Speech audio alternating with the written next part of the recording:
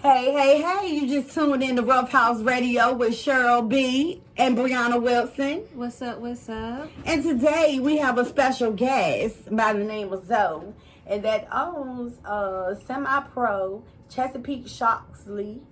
Would you like to introduce yourself? Yeah, my name is Alonzo Price, friends, family. They call me Zoe Price. I own the Chesapeake Bay Sharks. We located in Chesapeake. So, yeah. So tell me, what inspired you to start your own semi-pro league? Well, I always been in sports. So, after I graduated, I started playing semi-pro at 18. And I began with the Virginia Jaguars. They were out of Chesapeake as well. Owner was Justin Jefferson. Mm-hmm. He, I liked it, Yeah. and I continued to, grow. So I moved around from team to team, and eventually, when I got my money up and got right and learned the do's and don'ts and the ins and outs of it, I made my own team. Oh, wow. So, I mean, like, other than just, starting your own team and everything, what really inspired you? Was you, like, tired of being on other teams? Or what really, got you into...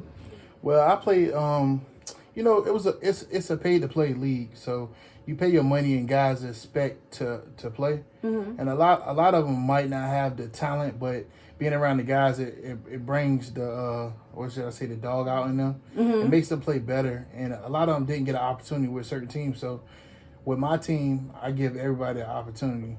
So Okay. you might be that diamond that ain't been found in the dirt, and you get your opportunity Absolutely. to be, And I think that is very inspiring for a lot of people, that want to keep pushing and continue to play football, whether it's a hobby or it's something that they're really trying to do in a career. So I really appreciate you for doing that, providing that type of feel and opportunity for people that's in the community. So if they would like or be interested, do you have any openings or? Yeah, we're currently in our fall season, but we start again in March. But after this, playoffs and stuff, season end typically around like the mid-December. We have a little break between then, and then I post on our Facebook page, Instagram, Chesapeake Bay Sharks, and again you can look me up, Zoe Price on Facebook, and I put out all the information up there for guys who's looking to join. Okay, that is awesome. So, right now, what we're going to do, we're going to switch the conversation up a little bit. The best part, keeping it real. So, in your career path of starting this, Okay. what was your motivation? Because there's a difference between being inspired by something and something actually motivating you to keep pushing. Well, my mom, she was a single parent, and she always instilled in me, nobody's gonna do anything for you, so you gotta get out here and, even praying to God, you still gotta do your part. Yes, you do. So Absolutely. you gotta get out here and get it, because nothing's given to you. Most definitely. She instilled that in me, and I had to grow up quick. Yeah. So I mean, like, what do you mean you had to grow up quick? Okay, well, I mean, everybody knows the whole purpose of this show is to inspire people. Okay. To tell people your path in life, what got you from where you used to be, whether it's 5-10 years ago to right now. Okay. Well, I was a little knucklehead growing up, a bit my younger teenage, but being young, I had a child at 20, Mm-hmm. and I seen my mom, take care of 4 children herself. So Oh, wow. I had to, like I said, she instilled it in me. She was the male and female. So, Oh, wow. so she told me, you're a parent now, so you got to go out here and provide for your family. And so, that's great. And so, I went out and got it. I did school for a little bit, but I had to work. So, I worked at the shipyard for 5 years, and one day it was like, I can't do this for the rest of my life. So I got my CDL. So I've been driving ever since for it's going on 11 years now. Oh, so you drive too? Yeah, I'm a truck driver. Okay, so you've been doing that for 11 years. Yep. You love it, don't you? Yeah. Yeah, I used to drive dump trucks. It's nothing like being on that road and being yes, and being tall, and it's like a sense of control. You know, it's seeing something new, different cities. When you're young. But yes, I would recommend anybody that don't want to go to school, that is lost or needs something to do right now to make a good ends meet. I would recommend anybody get their CDLs and actually drive trucks. Yeah, my brother, he told me that 5 years in the shipyard, I wish I could get back, but I listened to him eventually, and I went to school and got it. Okay, well, I appreciate you for coming today. So since we have you up here, won't you tell people your story or whatever you want to say to get out there to give somebody some inspiration or, motivation to keep pushing in life, to keep striving?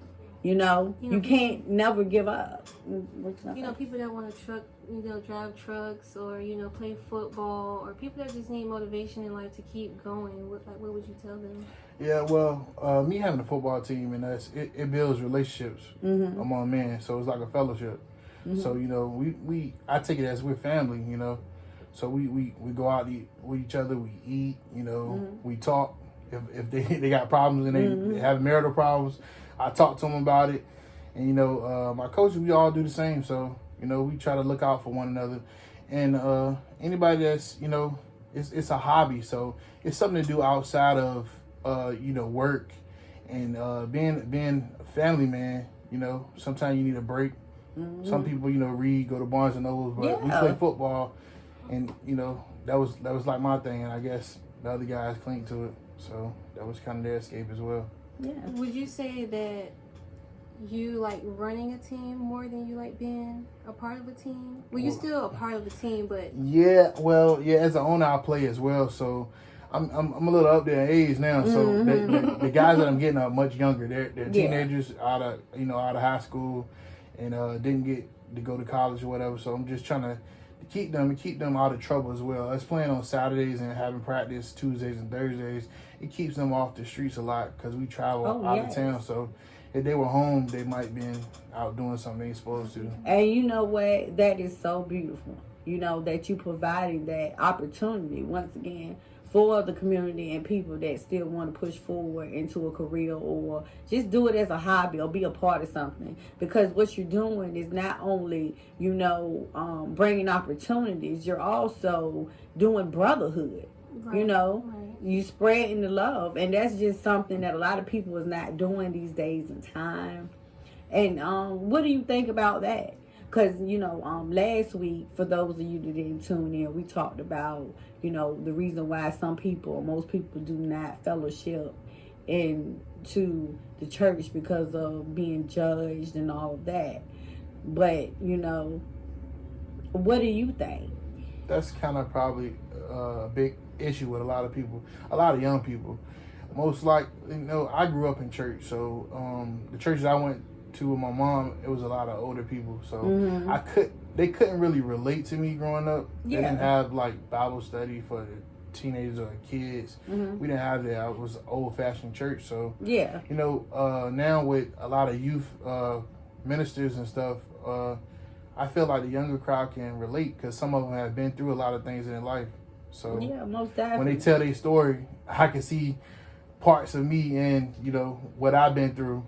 And them, and that helps, Yeah, I brought that back up because I can't stress that enough. People, they need to do research on where to fellowship, and they really need to get in a fellowship because fellowshipping is not all about going to church and doing this and the third. It's also about networking and learning people. And, God working mysterious ways. You never know who you will come across, even out in the streets. Yes. It's very important. Now I want to take it back a little bit. Okay. Now, growing up. Okay. Would you say that, you was always ambitious and motivated and you always wanted more out of life? Because a lot of people don't understand and they try to get past, but you can't get past it. Your upbringing has a lot to do and it affects your adulthood in life. So, thinking back into your life growing up in childhood, do you really think it you know, being determined and motivated, you kept that strive to keep going forward in life. And that's, you know, tell me a little bit more about that. Yeah. I felt like, you know, I always wanted to be a star. You know, I didn't know what it was, but everybody always says, like, you have a glow around you. You know, when I walk in the room, they see me. So, I mean, besides me being a big guy, but, you know, I mean, I'm just, you know, I'm happy where I am in life, but That's great. my book is not complete yet, so I don't know what tomorrow may hold, you know. Yes, you most know, definitely. But you can agree, you know, everything as far as in life's experiences and sacrifices, you wouldn't be who you are today if you did not go through that. Yes, correct. And Everything you go through and make, you know, it made me who I am today. So Yeah, and it makes I mean, you stronger. I look back and said, what I changed, but, you know, by changing one thing, I wouldn't be the person I am right now. Yeah. So I mean, I'm good. I'm content with where I'm at. Yeah, it's most like a dominant effect. But, you know, did you have any questions, Miss Breyana? I had like 10 questions. Okay.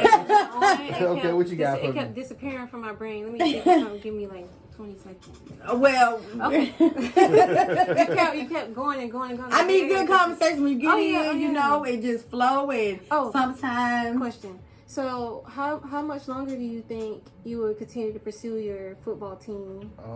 Well, I would stop playing and then I would be coaching and Okay. owning. So, you know, as long they have like Hall of Fame and all that. So, you know, long as I'm living, you know, and I enjoy doing it, then I'm gonna continue to do it until, you know, maybe I don't know, might pick up another hobby, fishing or something. Okay, I know that's right. I mean, I like eating fish, but you know, look, I look. It's crazy because I love fishing, but I am so scared to take the fish off the hook. I don't know that's what the it easy is. part. That's the I don't know. I don't like the way it feel. It be moving. It's and alive. Yes. I think it's just going to attack me. And it's crazy because I buy fish in the store, the But market, all it that. ain't the It's same. dead. It's not. But you know, the thing about it is, I don't like really cooking the fish that I kill. You know, I catch because I don't know. I just don't like. You know, No, I the get taste, that the bones, what is it? I know. You I don't like think. the bones, I think kind of bothers me because you know, at the end of the day, it's an animal and I did it. You know what I'm saying? So But I you don't don't think know. about that when you be eating them blue crabs. I mean, that's different. But you know, anywho, so once again, you know, for the show, if they want to get in contact with you and know more about your league, where do they go? How do they get in contact with you? You can look us up, Chesapeake Bay Sharks, on Facebook, or you can hit me up directly on Facebook at Zoe Price. Yeah. Wow, yes. We have an That is- Instagram too, Chesapeake Bay Sharks. Yeah, you got to tell them all. You got to get out there. You know, you got all these listeners. They want to know. You're really keeping these young men out the streets, really. Yes. Like keeping them occupied. To do something. Yes.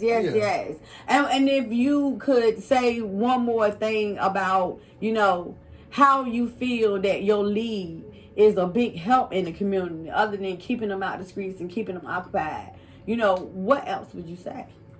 Or back on what you were saying, fellowship and networking. You know, some of us on the team, the older people, are in position to give them jobs. They don't have jobs. So we are in our group chats, you know, all night long trying to get people, you know, jobs. And that's amazing because, you know, I know it's a lot of people that, you know, really go through it. The way life is right now.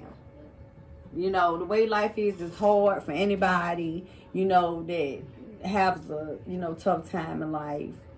So as far as that, before we close out, what would be your outro in giving people the motivation and keeping faith alive? Because I always tell people, keep faith alive, man. You have to. Gotta have faith. Yeah, you gotta have faith and Believe in yourself. Please. Hey, just having that faith of a mustard seed, you know. Yes. Hey, that's all you need, you know. You don't know what's out there tomorrow, what tomorrow holds. So, you know, you strive for today to do your best that you can do in life, and that's awesome. You know, just don't give up. Yes, keep going. Yes, keep going, Friday keep days are pushing. long.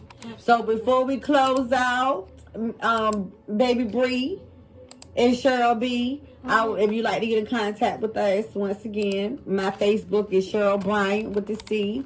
At IG, it's P Motivation. Don't laugh at me. Yes, I keep it real on the radio. We go. And if you like to email me for any comments, questions, and if you would like to come on the show to express your life or what you've been through, business or whatever, you can hit me up on the email, rough.houseradio95@gmail.com. And rough is spelled ROUGH. See, I didn't even get to put myself. And go ahead. On my Instagram, Breyana Wilson, it will be I am Baby Bree. I am Baby Bree. That's my Instagram. And then my Facebook, Breyana Wilson. And then my YouTube, Breyana Wilson. My email, I got 2. First and last name, Breyana Wilson, 25 or 505@gmail.com. Please hit me. Thank you. And Breyana is spelled BREYANAWILSON 25@gmail.com. Thank you for joining Rough House Radio with Cheryl B. and Breyana Wilson. We are out. Be blessed and keep faith alive. Thank you, Zup. For the last 15 minutes, you have been listening to Rough House Radio with your host, Cheryl B.